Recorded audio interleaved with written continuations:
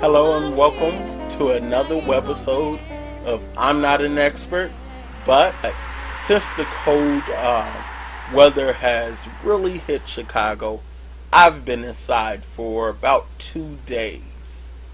And I didn't go anywhere, I just stayed in and watched some movies. And so I watched some of the classics like Love Jones and Thin Line Between Love and Hate. Even looked at Waiting to Exhale.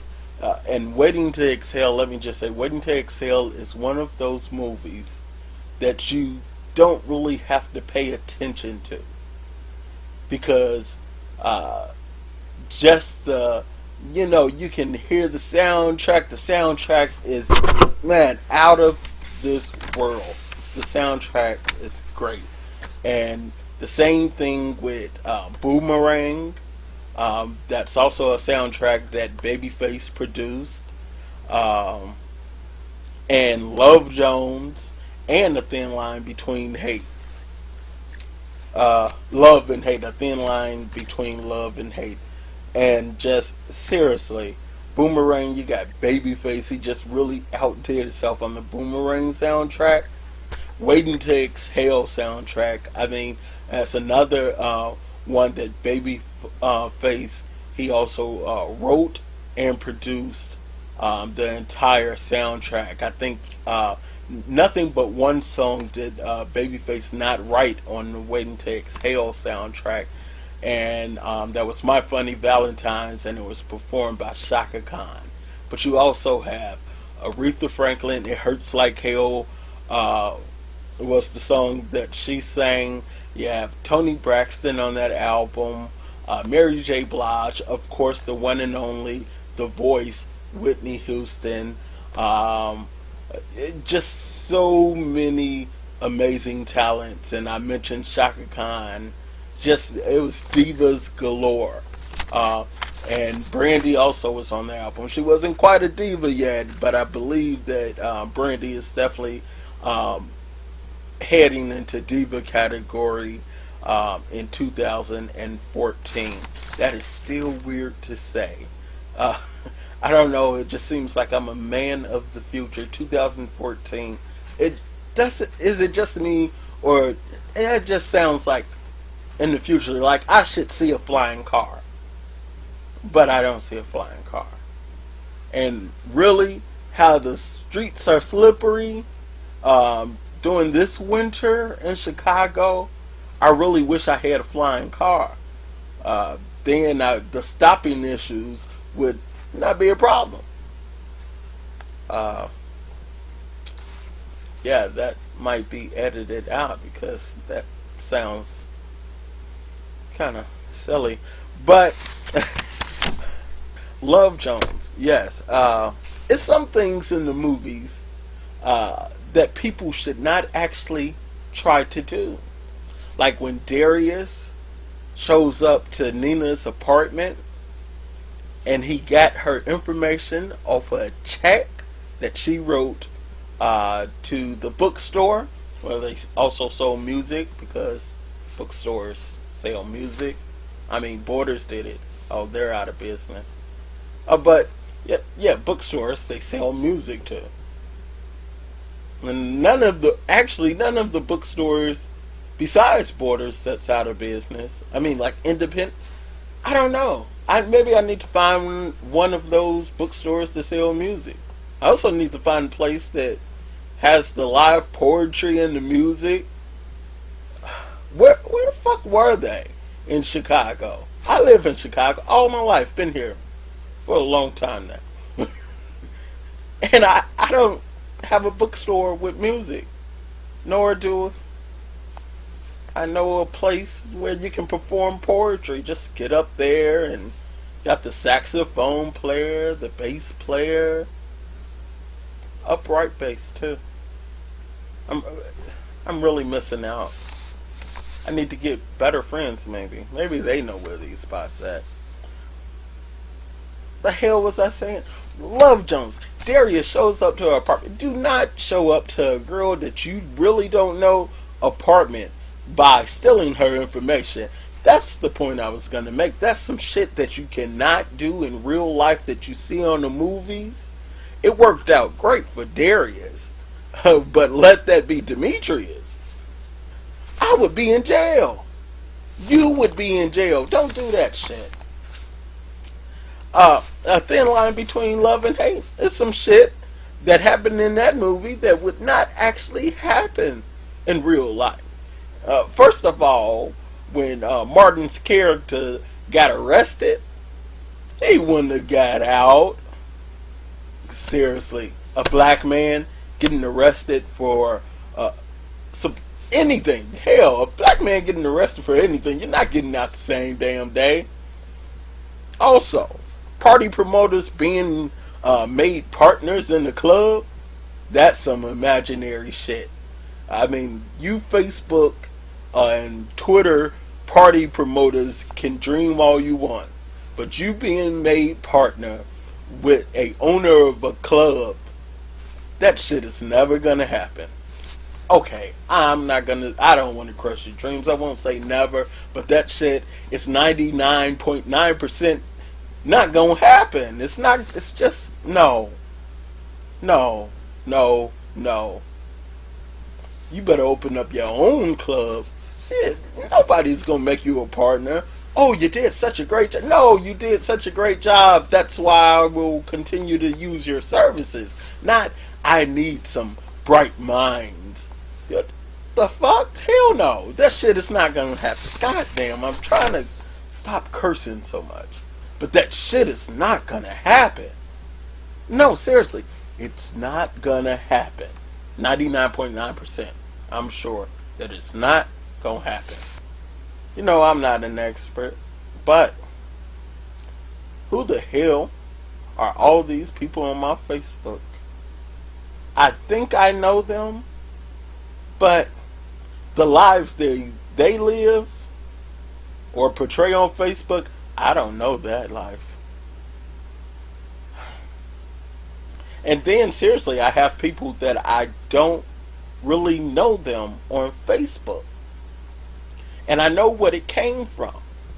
I would say in my, when Facebook was really, really, popping, I guess I would have put me in my early 20s. What would happen is I would go to parties and I would add people to my Facebook.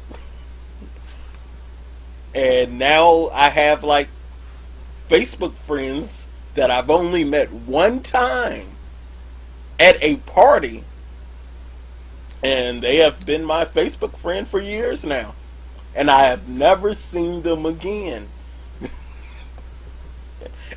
and sometimes, how the I don't know what the stream now is. You just see a picture, and I'm like, who the fuck is that? Then I'm like, oh, one time at this party I met her. And I never talked to her again. I will not be adding people that I met at a party to my Facebook, but I will add you to Twitter. Follow me at @AFreshMusic on Twitter. That's @AFreshMusic, because a lot of people don't get the fresh. Fresh is actually a word, but people like, what? Okay, Blood, Sweat, and Heels. This is a whole show alone. Blood, Sweat, and Heels. Melissa and Micah, Melissa Ford, Micah, the drunk ex-model. Micah, they using the line, I don't remember, I was so drunk. That is a cop-out. I actually remember everything.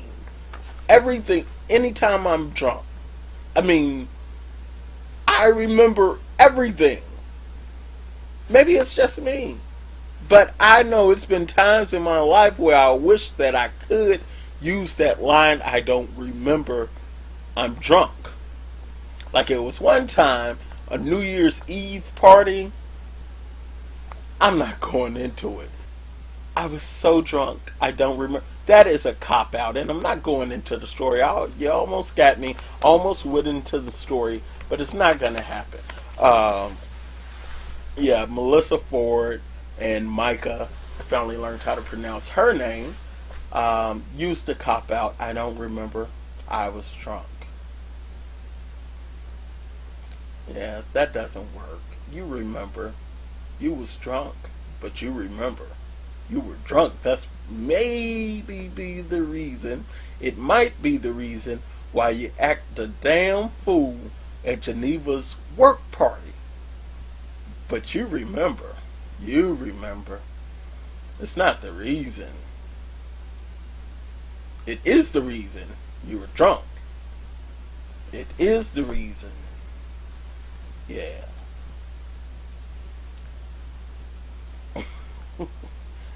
And I'm not drunk, by the way.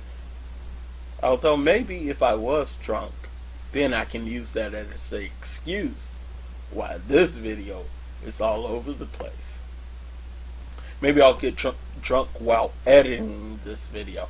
And so now you all know that this video is like this because I was drunk. Okay, moving on. I'm starting to feel bad for Demetria. You know, I've come down pretty hard on Demetria, but I think she's deserving of my forgiveness. Yeah, Mika, Melissa, and Daisy. They were throwing a lot of shade at her, and I felt bad for her. I don't know why, but it was they was throwing shade, but it's kind of weird because the dynamics of the group. It seems like everyone is now taking sides. You got Geneva and Demetria, their team, Shady Grove, with bad hair. And then you got Melissa, Mika, and Daisy and their team, Shady Pine. I didn't come up with a line for that. But their team, let's see. Micah, Melissa, and Daisy. They team ratchet folks. Really. Daisy. I like Daisy. I sort of like Daisy. It's like I have a love and hate with Daisy. I like her personality almost. I almost like her personality. I don't know how to put it, but Daisy, how the hell is she a style expert? That's what I want to know, seriously. The shit that she wears, and she calls herself a style expert. The neon color. She had a bright yellow as blazer. That shit looked horrible. And she has the worst wig ever. It is, oh my God, why? Why are you a style expert and your wig looks like that? Get a better lace front, like Daisy. The hell? I'm gonna call you lacy front. Bad lacy front. That's a bad wig. You gotta admit. Hey, but did you see? I got a haircut. By the way, Daisy fired someone for basically a fashion choice. Daisy has absolutely no style. How can you fire someone for taking a fashion choice, a fashion decision? She said the girl came in with some type of scarf on her head and it wasn't hot, therefore she had to let her assistant go. By the way, I feel for her new assistant who probably will not last long by the looks of the assistant's face. It's like, you're not paying me enough. This bitch is crazy. I swear, it was one look. Look at episode 4 again. It's one look. The assistant is gonna shoot at Daisy, and I know that look because I've shot that look before at a boss. Bitch, you not paying me enough. This bitch is crazy. That look, This bitch. This bitch is crazy. That's the look. That's what the fuck? It's like, why am I here? Why? I know that look. What the fuck? You know that look. What the fuck? That's the same look that when I look at Blood, Sweat, and Heels, and I see Daisy in her clothes, I say, what the fuck is she thinking? Fuck. This bitch. That's it for me. I'm not an expert, but I got some random ass opinions. I'm very random. I swear I'm not drunk. Have a great day.